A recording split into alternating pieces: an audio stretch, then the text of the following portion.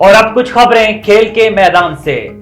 HBL PSL season 9 کے رنگا رنگ، سنسنیخیز اور دلچسپ مقابلوں کا سلسلہ جاری ہے۔ آج کوئٹہ گلیڈیٹرز اور اسلام آباد یونائیٹڈ کے درمیان جوڑ پڑے گا۔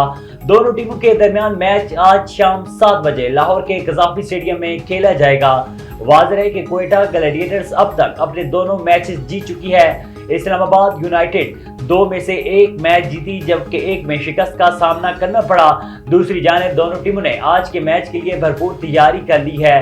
دونوں ٹیموں کی قیادت آج کا میچ جیتنے کے لیے پرعزم ہے۔ پاکستان کرکٹ ٹیم کے سابق آل راؤنڈر عبدالرزاق نے کہا ہے کہ بابر اعظم کو کپتانی نہیں کرنی چاہیے، ان میں کپتانی کی صلاحیت نہیں ہے۔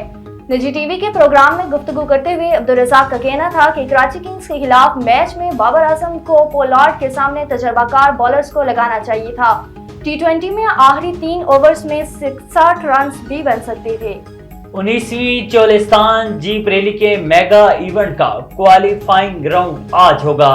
کوالیفائنگ راؤنڈ میں 10 گاڑیاں اور 4 ٹرک شامل ہیں۔ نادر مکسی، صاحبزادہ سلطان اور زین محمود کے مابین زور کا جوڑ پڑے گا، جبکہ فیصل شادی خیل، آصف فضل چودھری، جعفر مکسی اور آصف عمران بھی اپنی مہارت کے جوہر دکھائیں گے۔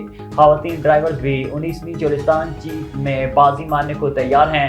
لالین اخونزادہ، سلمہ مروہ، دینا پاٹیل، مہم شراز اور عائشہ خان لودھی سرائی ٹریک پر کامیابی کے لیے پرجوش ہیں۔ گزشتہ روز کلا داوڑ پر ڈرائیورز کانفرنس کا انعقاد ہوا، جس میں ریلی کے ٹریک پر ماہرانہ گفتگو اور کوالیفائنگ راؤنڈ کی قرعہ اندازی کی گئی۔ پرنس عثمان عباسی نے ڈرائیورز کی میزبانی کی ہے۔